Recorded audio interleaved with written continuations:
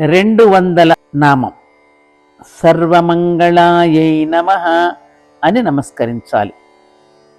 సర్వమంగళ అంటే సర్వమంగళ స్వరూపిణి. మంగళ అంటే మంగళకరమైనది, శుభమైనది అని అర్థం. అమ్మవారు ఎక్కడ ఉంటే అక్కడ అంతా శుభమే. పెళ్ళై పారాణి పాదాన్ని రుద్రభూమిలో పెడితే, పెళ్ళి అయిన తర్వాత ఆ పారాణి పాదాలు రుద్రభూమిలో పెడితే అదంతా భద్రభూమిగా, సుభద్రభూమిగా, శుభప్రదమై సర్వసృష్టికి ఉన్ముఖమై విరాజిల్లి మంగళకరమైనది. అందుకే ఆ అమ్మవారికి ప్రణమిల్లుతూ సర్వమంగళ మాంగళ్యే శివే సర్వార్థసాధికే శరణ్యే త్రయంబకే దేవి నారాయణీ నమోస్తుతే అని చెప్పడం. అంతేకాదు, శివో నామ రూపాభ్యాం యా దేవీ సర్వమంగళ తయో సంస్మరణాత్వం సాం సర్వతో జయమంగళం అని విఘ్నేశ్వర పూజ ప్రారంభంలో కూడా చెప్తూ ఉంటాం మనం. అనగా నామరూపాల చేత ఏ దేవుడు శివుడో, ఏ దేవి సర్వమంగళయో ఆ ఇద్దరి స్మరణ సర్వత్రా సర్వలోకవాసులకు మంగళకరము అని అర్థం. సర్వమంగళ స్వరూపిణి, సర్వకాల సర్వావస్థల యందు పవిత్రముగా ఉండునది, సర్వమును పవిత్రముగా మార్చునదిని ఈ నామానికి అర్థం. ఈ సర్వమంగళాదేవి దర్శించుకోవాలి అంటే తిరుపతికి 50 కిలోమీటర్ల సమీపంలో తమిళనాడు బోర్డర్ అన్నమాట. అక్కడ సురిటిపల్లి అని ఒక ఊరుంటుంది. అక్కడికి వెళ్ళి వచ్చాను నేను. ఎంత ఉద్వేగానికి అనుభూతికి లోనయ్యానో చెప్పలేను నేను. ఆ స్థల పురాణం ఏమిటో తెలుసా? సురిటిపల్లి అంటే అది దేవతలు వచ్చినటువంటి ప్రదేశం. అందుకని సురులు అంటే దేవతలు కదా, అందుకని సురిటిపల్లి అని ఆ ఊరికి పేరు వచ్చింది. ఎందుకు వచ్చింది? అప్పుడు పరమశివుడు సముద్ర మథనం జరిగినప్పుడు విషం వచ్చింది కదా, ఆ విషాన్ని తన కంఠంలో పెట్టుకున్నాడు కదా.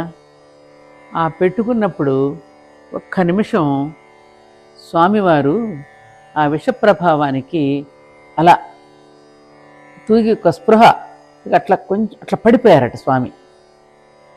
కొంచెం స్పృహను కొంచెం ఏమంటారు, అన్కాన్షియస్ అంటారు, ఆ స్థితిలోకి వెళ్ళిపోయినప్పుడు పార్వతీదేవి వెంటనే స్వామిని తన ఒడిలో పడుకోబెట్టుకుంది. ఇది తెలిసినటువంటి సురులు, వెళ్ళిపోయిన సురులు అంటే దేవతలు మళ్ళీ వెనక్కి తిరిగి వచ్చారంట వీరిని చూడటానికి. ఆ దృశ్యం అక్కడ కనపడుతుంది. ఆలయం చుట్టూ దేవతలు ఉంటారు,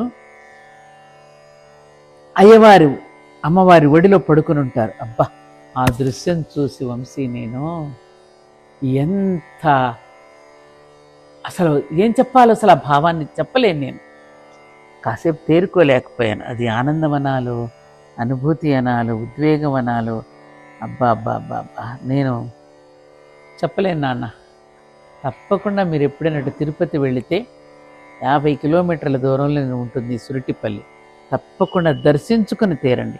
అక్కడ దక్షిణామూర్తి యొక్క ఆలయం, నవగ్రహాలు చాలా ప్రసిద్ధి చెంది ఉంటాయన్నమాట. అది సర్వమంగళాదేవి అంటారు అక్కడ అమ్మవారిని. అందుకని ఈ సర్వమంగళ అనే నామం చెప్పినప్పుడు నాకు అది గుర్తుకొచ్చింది. సరే, అయితే ఇప్పుడు మనం ఇంతవరకు ఈ ప్రథమ భాగంలో 200 నామాలకు మాత్రమే మనం చెప్పుకున్నాం. 201వ నామం నుండి మనం మళ్ళీ తిరిగి పునఃప్రారంభం చేసుకుందాం. శ్రీమాత్రే నమః. ఇప్పటి వరకు మనం లలితా సహస్రనామాల యొక్క అర్థాన్ని, వివరణను 200 నామాల వరకు అంటే సర్వమంగళ వరకు తెలుసుకున్నాం. శ్రీ జీలన్ శాస్త్రి గారు లలితా సహస్రనామాల అర్థాన్ని ఎంతో అద్భుతంగా వివరించి పాఠకులను అబ్బురపరచడమే కాకుండా గొప్ప సత్యాన్ని తెలియచేశారు. వివరణను కూడా ప్రామాణికంగా అందించడానికి భారతీయ విజ్ఞాన గ్రంథాల నుండి ప్రమాణాలను గ్రహించడమే కాకుండా ఆంగ్ల గ్రంథాల నుండి కూడా గ్రహించడం జరిగింది. అంటే ఏమిటి? భారతీయ విజ్ఞానంతో పాటు విశ్వమానవ విజ్ఞానాన్ని కూడా గ్రహించి సమన్వయం చేశారన్నమాట.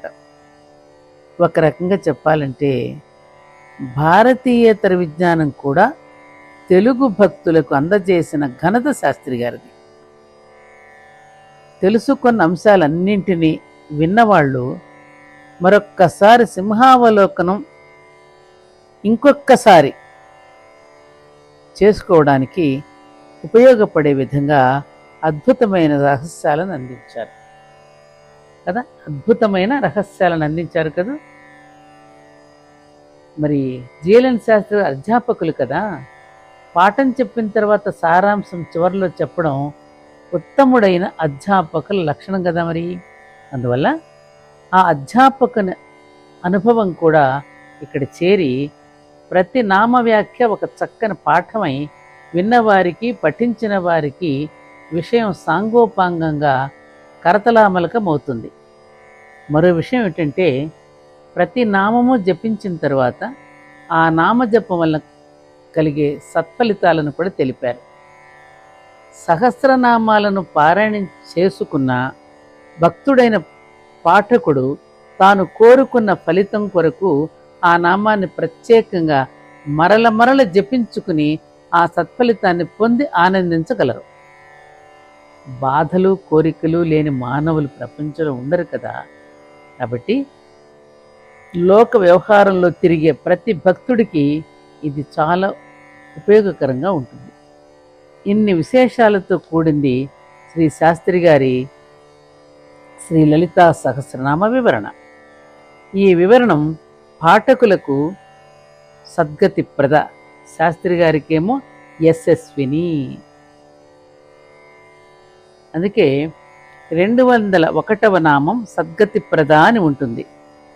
యశస్విని అనే 474వ నామం వరకు ద్వితీయాధ్యాయం పరిసమాప్తం అవుతుంది. అందుకని ఇది వివరించినటువంటి మాస్టర్ గారేమో సద్గతిని పొందడంతో పాటు కీర్తిని కూడా గడించారు. ఎందుకంటే సద్గతి అని ఎందుకు చెప్తున్నానంటే, నేను గుంటూరు వెళ్ళినప్పుడు శాస్త్రి గారి ఇంటికి వెళ్ళి వారి ధర్మపత్ని మీనాక్షి గారిని కలిసినప్పుడు వారి ఇంట్లో అమ్మవారిని దర్శించుకుని మీనాక్షి గారితో మాట్లాడటం నాకు ఎంతో గొప్ప అనుభూతిని కలిగించింది. వారి ఇల్లే ఒక దేవాలయంగా గోచరించింది. అప్పుడు మీనాక్షి గారు చెప్పారు, వేకువజామున బ్రాహ్మీ ముహూర్తంలో అమ్మవారికి పూజ చేస్తూ దేవీ నవరాత్రుల పర్వదినాలలో చేస్తూ అమ్మవారి సన్నిధిలోనే అమ్మవారిలో ఐక్యమైపోయారని మీనాక్షి గారు చెప్పడం ద్వారా నేను విని మరి ఎంత ఉద్వేగానికి, అనుభూతికి, రకరకాల భావాలకు లోనయ్యానో నేను మాటల్లో మీకు చెప్పలేను.